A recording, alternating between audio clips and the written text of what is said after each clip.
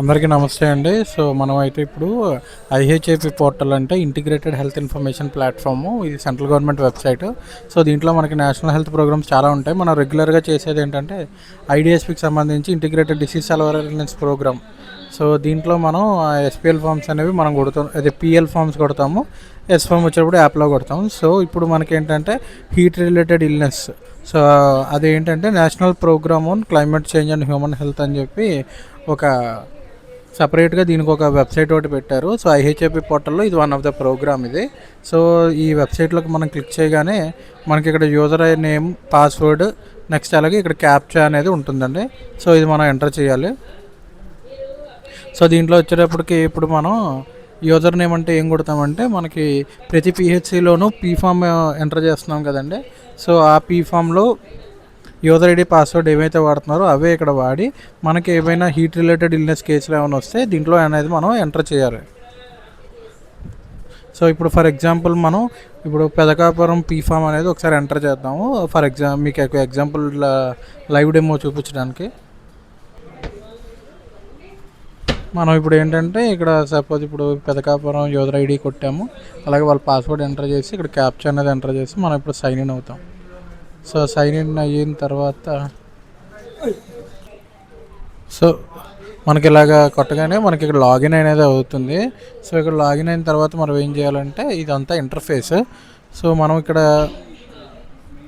Forms అని ఉంది కదండి. సో ఫామ్స్లోకి వెళ్ళి హీట్ రిలేటెడ్ ఇల్నెస్ రిపోర్టింగ్ అని ఉంది, అది క్లిక్ చేయగానే మనకి ఇక్కడ ఎమర్జెన్సీ కేస్ సమరీ అనేది కొట్టాలి. అంటే ఈ రిపోర్ట్ ఎలాగంటే ఇక్కడ 3 కేటగిరీస్ ఇచ్చారు చూడండి. ఒకటి హార్ట్ స్ట్రోక్ కేసెస్,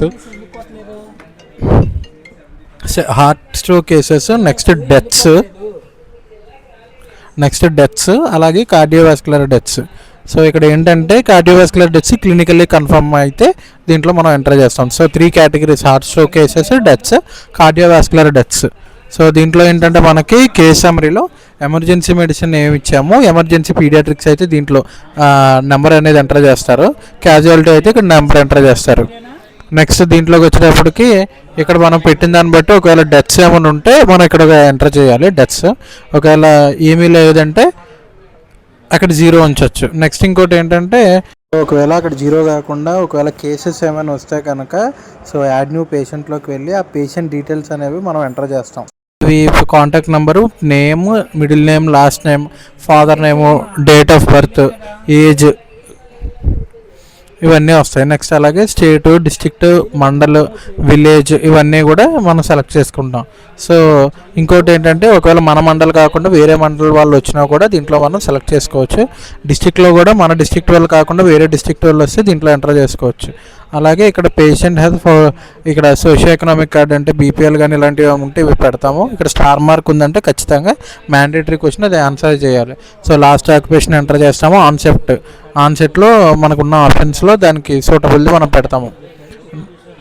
సో ఇది అయిపోయిన తర్వాత మనకి ఏంటంటే సెకండ్ వచ్చేటప్పటికి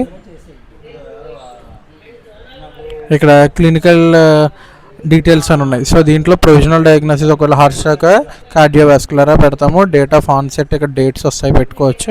మనకి ఇక్కడ ముందు డేట్స్ కూడా వస్తాయి. ఒకవేళ లేట్ ఎంట్రీ మనం చేస్తున్నప్పుడు అయితే ఈరోజు డేట్ ఆఫ్ ఆన్సెట్ పెట్టుకుని మనం ఈ రోజున ఎంటర్ చేస్తున్నాం కాబట్టి ఈరోజు డేట్ అదే పాత డేట్ వేసి కూడా ఈరోజు సబ్మిట్ చేయొచ్చు. నెక్స్ట్ ఇది ఓపీడీఏ, ఐపీడీఏ వచ్చి సెలెక్ట్ చేసుకోవాలి. నెక్స్ట్ వాళ్ళు విజిట్ ఎప్పుడైతే ఉందో అది ఇక్కడ ఎంటర్ చేస్తాం. రిమార్క్స్ ఏమైనా ఉంటే దీంట్లో ఎంటర్ చేస్తాం. అది అయిపోయిన తర్వాత మళ్ళీ సేవ్ చేస్తాం.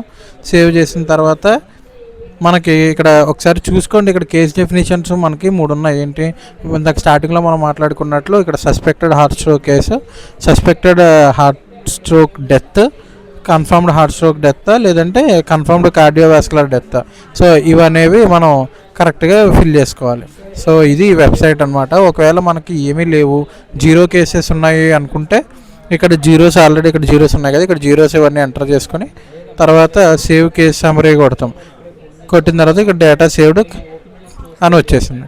సో మళ్ళీ అది అయిపోయాక మనం కొట్టిన రిపోర్ట్స్లోకి వెళ్ళి హెచ్ఆర్ఐ కేసెస్ సమ్మరీ అని ఉంది.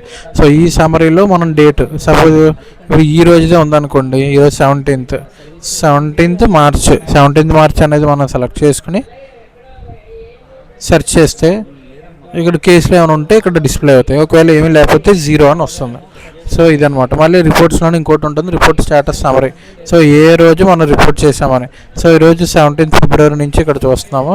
సో ఇక్కడ 17th మార్చ్. సో ఈరోజు మనం సబ్మిట్ చేసాం కాబట్టి ఇక్కడ ఎస్ అని వచ్చింది, వై. సో నేనేంటంటే ఇది కొట్టే ముందు నేను ఒకసారి వాళ్ళతో కన్ఫర్మ్ చేసి చేస్తాను. సో వాళ్ళకి ఇక్కడ ఏమీ లేవు కాబట్టి ఇక్కడ 0 అని పెట్టాం.